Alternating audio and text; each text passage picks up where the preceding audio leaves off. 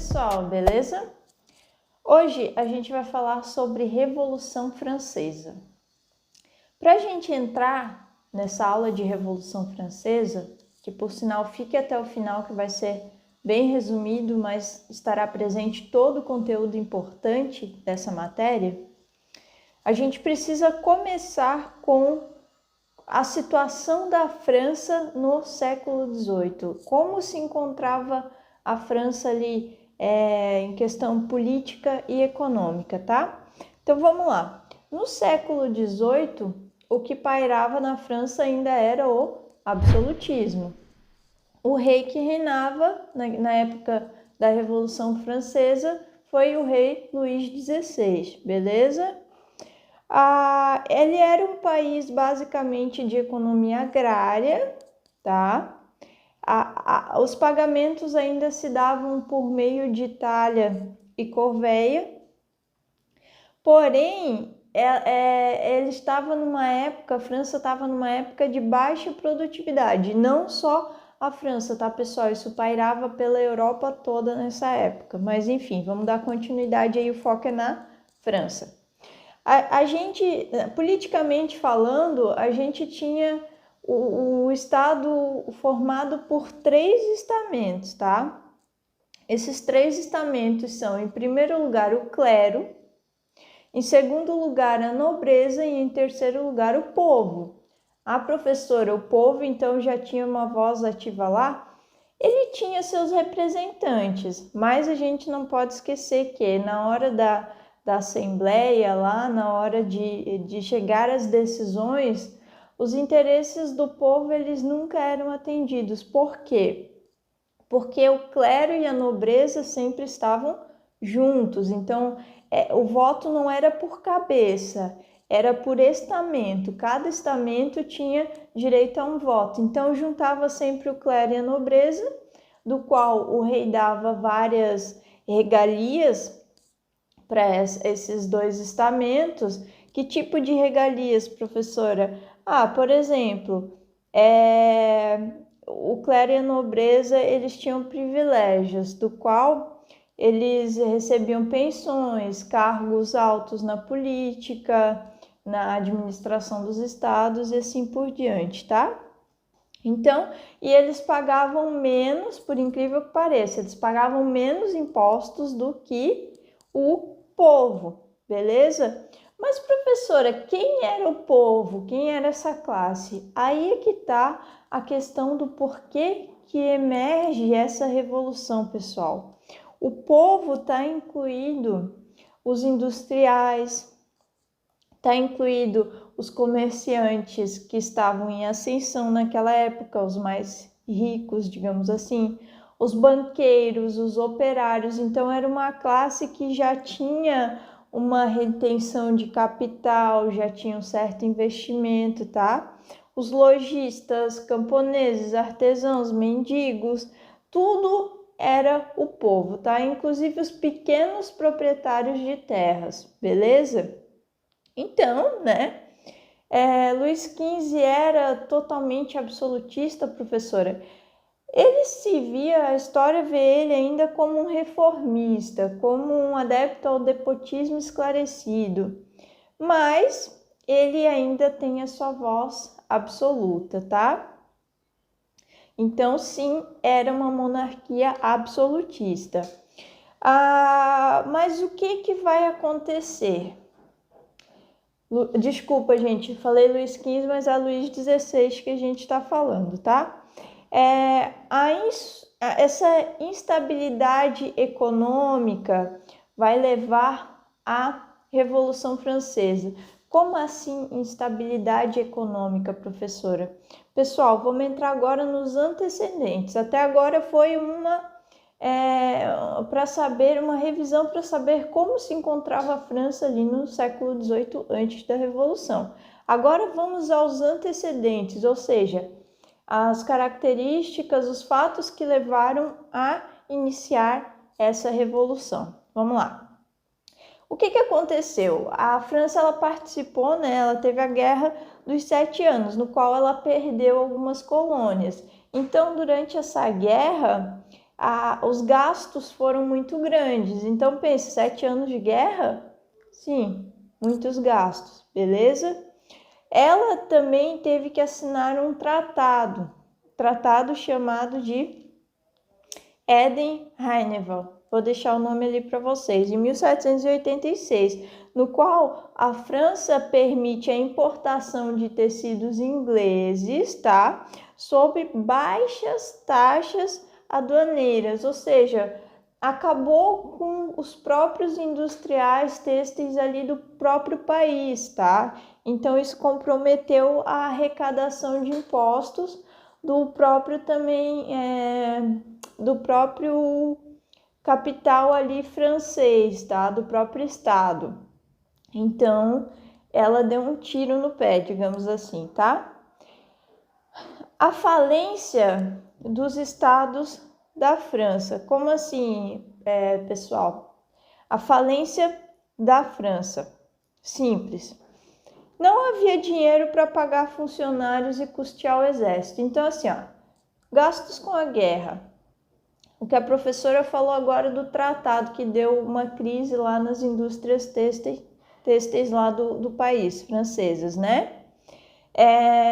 Isso levou a uma falência do Estado, mas calma aí, essa falência não é total, ainda vai piorar, tá?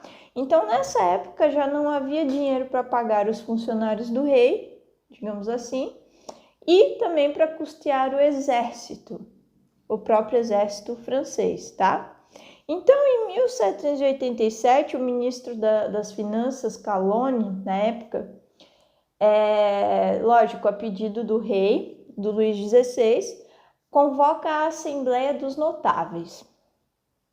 Nessa Assembleia, ele propõe a seguinte questão: uma tributação provisória, no qual o clero e a nobreza iria custear, né, no caso, esses valores que faltavam ali para o Estado. Mas, pessoal, óbvio que eles não quiseram contribuir com isso, né? E o que aconteceu? A maior revolta aristocrática da história, tá bom? Vamos continuar porque isso ainda vai piorar. Em 1788, logo em seguida, né, dessas revoltas aristocráticas e tudo mais, aconteceu a maior seca na França, no país, o qual acabou com a agricultura, tá? Essa seca durou 3 anos. O que aconteceu? Aumentou o preço dos alimentos, tá? O que isso se deu na França, pessoal? Miséria, fome, tudo de pior. Aí, de fato, foi a falência do Estado francês. O rei Luís XVI, ele convocou os Estados Gerais, né, numa emergência, para aumentar a tributação ali que já existia. Porém, isso foi um suicídio para o Estado. Isso acarretou numa crise econômica muito maior e a burguesia totalmente insatisfeita, né? Mais a miséria, tudo isso acarretou na Revolução Francesa. E aí começa a nossa Revolução Francesa. Só um adendo nisso tudo que eu falei, a França ela ajudou, de certa forma, a custear a independência dos Estados Unidos, tá, pessoal? Então, ela apoiou os Estados Unidos na independência. Outro tiro no pé que a França fez. Por quê? Porque as poucas colônias que restavam a ela, e todas as colônias do mundo inteiro, dos países europeus, começaram a pensar, a partir daí, visaram o quê? Ser independentes também. Ora, se uma colônia é independente, por que a nossa não é? Tá? Então aí começa tudo. Vamos para a Revolução Francesa agora. Então, pessoal, entrando de fato, Revolução Francesa. Vamos lá. Quando foi convocado lá o Estado Geral, o clero e a nobreza não quis arcar com a dívida. O que aconteceu? Com o aumento dos impostos, né? Tornando eles imunes a este aumento. Isso fez com que o terceiro Estado, né, arcasse com toda a dívida, tá? Com essa injustiça, ela se estendeu ainda mais, tá? A Assembleia, ela perdurou por quase 2 meses, beleza? E daí os representantes do terceiro estado, ao chegar lá no Palácio de Versalhes, tiveram uma surpresa, tá? As portas estavam fechadas para eles. Foi aí que eclodiu a revolução. Como assim, professora? Eles invadiram a sala secundária ao palácio, que promovia o jogo de pela, beleza? E juraram que só sairiam dali se criassem uma nova constituição para a nação francesa, beleza? Então, esse marco aí ficou conhecido como o juramento do jogo de pela, tá? Em 20 de junho de 1789. Naquele momento, mesmo dia, os representantes do terceiro estado se autodeclararam como a própria Assembleia Nacional Constituinte. Eles se viram, então, independentes do Estado francês, beleza? Assim, né, Luís XVI pensou, eu vou tramar alguma coisa ali, né, para eles, e daí ele tramou um plano militar para liquidar essas forças que ocupavam o Palácio de Versalhes. Só que a população de Paris se ligou que o rei estava pensando nisso. E fez o quê? E fez um grupo de guardas, os próprios membros da burguesia, invadiram o Hospital dos Inválidos de Paris, tá? E saquearam todo o poder bélico que havia nesse lugar, todas as armas, tá, pessoal? E depois eles foram para a Fortaleza da Bastilha, que funcionava como uma prisão. O que era a Fortaleza da Bastilha? O Estado prendia lá todos aqueles que se opunham às decisões do Estado, aos interesses do Estado, todos aqueles contrários ao regime de monarquia. Então, todos estavam presos lá. No qual a gente conhece como a queda da Bastilha, e foi um marco porque foi o fim da Idade Moderna, beleza? Em agosto de 1789, a Assembleia instituiu a Declaração de Direitos do Homem e do Cidadão, tá? Esse documento, ele é importantíssimo para a democracia até hoje, é estudado no direito, tá, pessoal? Então, ele estabelecia uma série de 17 artigos, os quais destacava a igualdade entre os homens. Olha só voltando um pouquinho, lembra que a gente já passou pelo iluminismo, tá? Então, igualdade entre os homens, não deixa de ser o quê? Ideias iluministas. A sociedade, então, está mudando. Olha o passo que isso tá dando, né? O que está levando. Então, pessoal, essa igualdade fazia com que a população francesa não fosse mais meros súditos, mas vistos sim como de fato cidadãos franceses, tá? Dotados de direitos positivados, beleza? Em 1791 foi promulgada a Constituição Francesa, que assegurava direitos e deveres aos cidadãos, como o fim do dízimo, né, e o voto censitário, beleza? E o rei Luís XVI, ainda vivo, foi pressionado a aceitar tais documentos. Show de bola, ele não teve opção, tá bom? A partir daí, a França viveu seu primeiro governo pós-revolução, através da monarquia constitucional. Então, esse era o regime até então. Isso entre os anos de 1791 e 1792, tá? Agora, falando sobre a monarquia constitucional, beleza? A gente tem que saber que não fazia sentido criar uma constituição para que se mantesse uma monarquia no poder. E quem foi que teve essa visão? Os jacobinos, pessoal, tá? A partir daí a gente vai ver o início da direita e da esquerda. Já vou explicar o porquê, tá? Essa era a ala mais radical ali, eram os jacobinos. Se tinha de um lado os jacobinos mais radicais e se tinha do outro lado os girondinos, que eram mais subordinados, submissos aos interesses do primeiro e do segundo estado ali, do clero e da nobreza, tá? Então, jacobinos totalmente radicais e girondinos mais, vamos colocar assim, conservadores, tá? Então, por que origem da direita e da esquerda? Porque, pessoal, a vertente radical jacobina queria tirar os monarcas ali do cenário político da França, se sentaram às esquerdas nas assembleias, e a vertente mais conservadora, os girondinos, se sentaram à direita nas assembleias. Então, por isso que começou a se separar como direita e esquerda.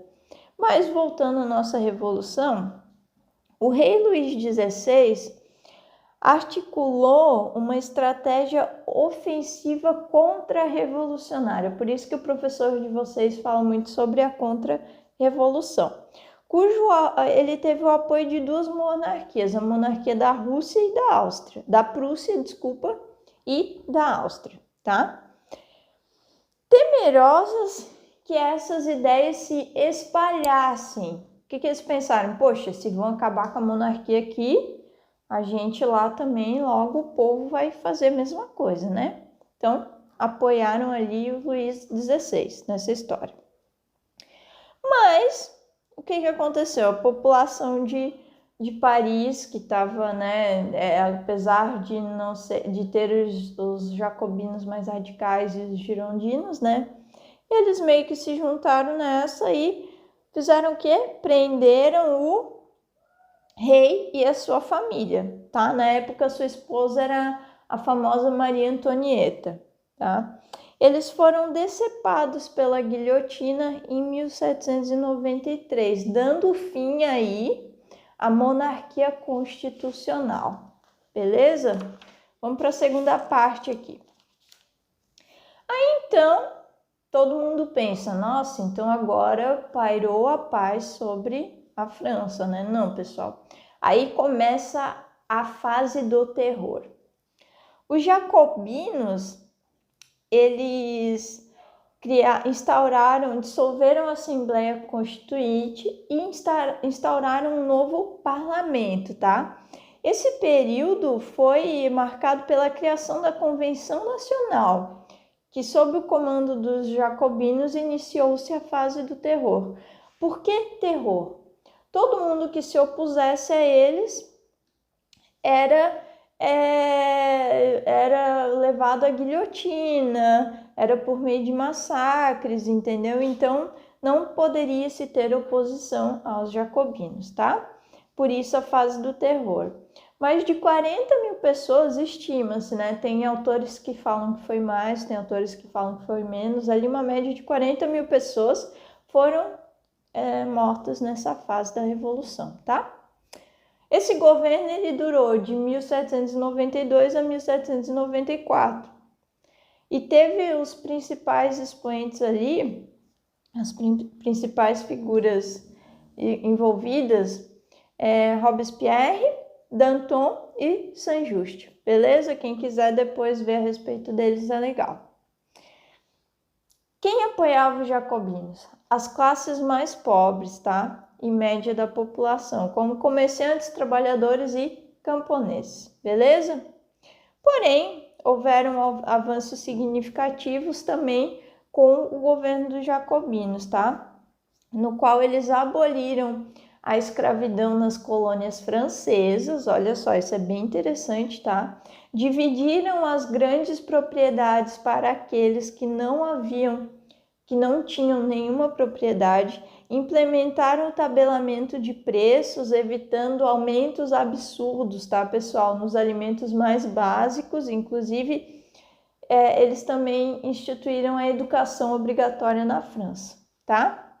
Mas A população não ficou satisfeita sobre essa onda de medo que eles instauraram lá, e aí os girondinos e poucos monarcas que ainda haviam lá, né, mais o alto clero, descontentes com toda essa questão aí, insatisfeitos com as atitudes radicais deles, a gente pode dizer assim, fizeram com que